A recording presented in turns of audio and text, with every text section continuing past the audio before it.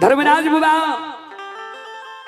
अंधु के जो इशारा करके तो अंधु बाबा हाथ में माला लेलके या बेनी बाबा के गला में दे ले चाहे छे।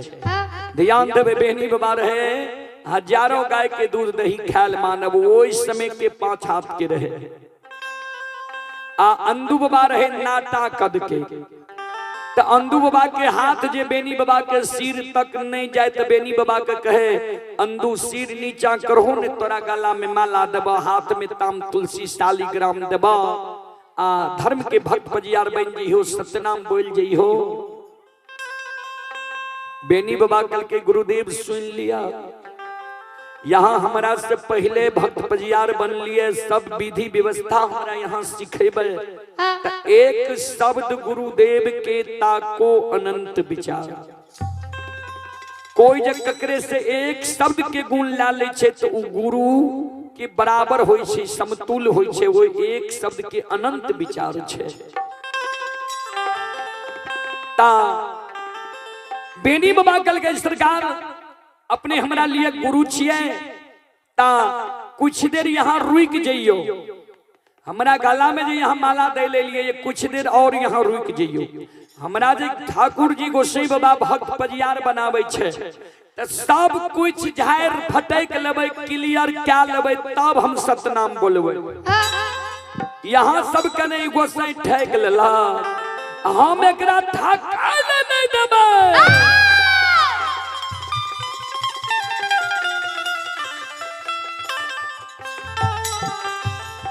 धर्मराज बाबा फिर किनारे में चले ले बेनी तोरा और कुछ चाहिए। बेनी बाबा कल के सरकार भक्त पजियार बने से पहले एगो चीज हमरा क्लियर क्या दियो जे यहाँ जे हमरा भक्त पजियार बनवे छिए कौन लोभ से हमरा से यहाँ का कौन स्वार्थ है क्या तक कभी लिख लखनी है सुर नर मुनि सबकी यही है रीति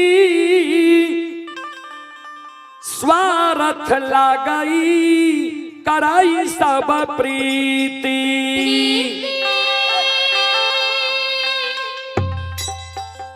सूर नर मुनि सबकी यही है रीति स्वार्थ लागई करई सब प्रीति।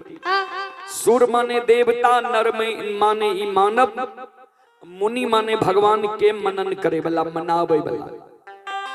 एकरा सबके रीति रिवाज छिए जे कोई ककरो से प्रीत करे छे दोस्ती करे छे स्वार्थ के बसीभूत। यहाँ जे 3 दिन से हमरा पाछा पड़ल छिए जबरदस्ती गंगा में बन के सत्यनाम बोलावे ले चाहे छिए तो हमरा से यहाँ का कौन स्वार्थ है वो बात हमरा बता दिया। जे स्वार्थ के कारण हमरा भक्त पजियार बनावे छिए वो काम हमरा सहेते तब न हमरा भक्त पजियार बनेबे। धर्मराज बाबा कल के हाँ तोरा से हमरा स्वार्थ छे। कल के कौन स्वार्थ कल के तो सुन ले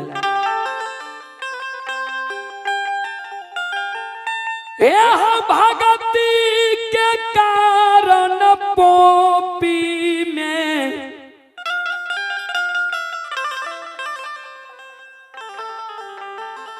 ज्योति के पास मान कुल में धर्म के पंजियार बनलिए।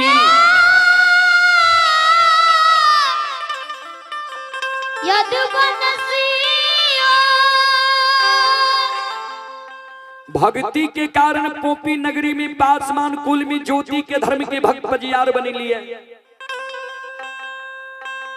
सांझ परे के कारण तेल के कारण उज्जैनी नगर में उदय शाह के धर्म के भक्त पजियार बनलिए।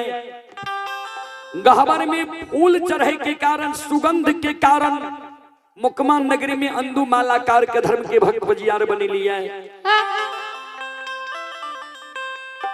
दूध के कारण हमर 14 पांथ गोसाई ललाई तब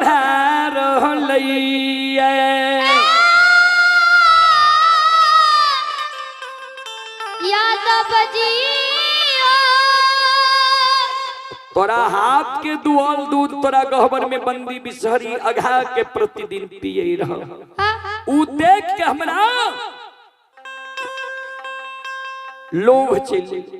यादव जी ए हो यदुवंशी तू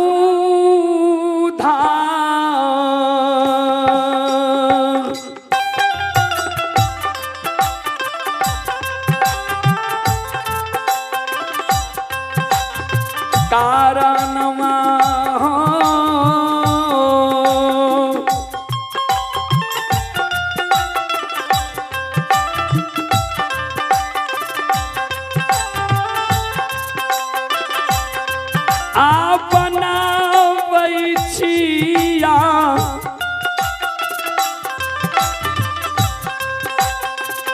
बेनी हो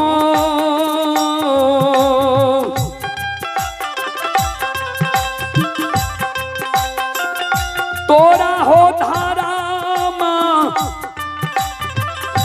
के हो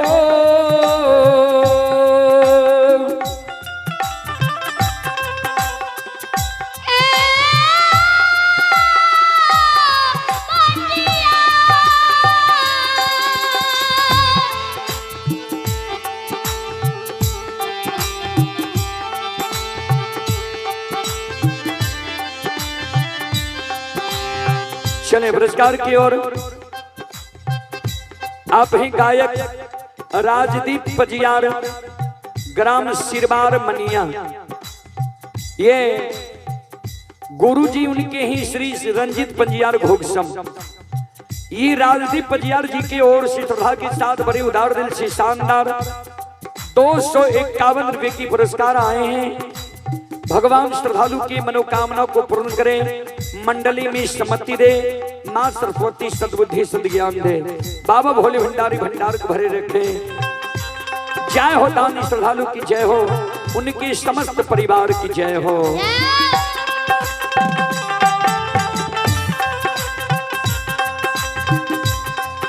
दूध के कारण तोरा धर्म के भक्त पजियार बनावे छिया, धर्म के भक्त पजियार तू बन जा। आय धारा मां के सबा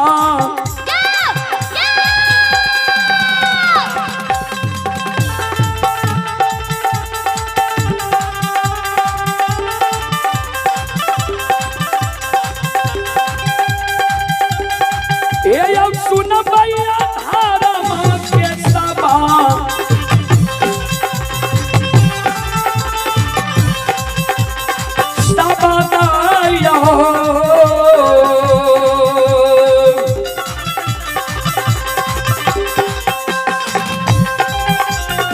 सुनै छै बाबा बेनी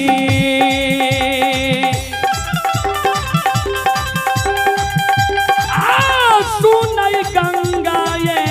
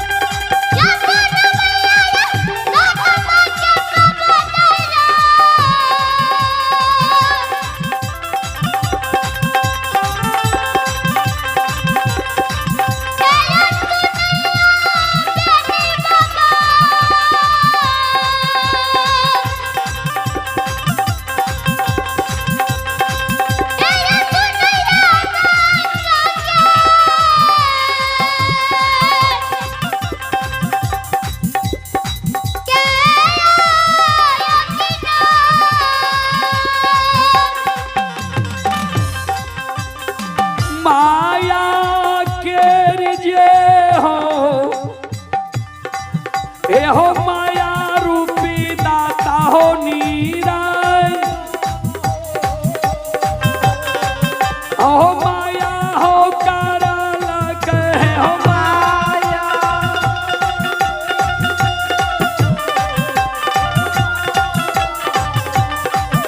ओ साये हो आय हो धारा मां लीला जे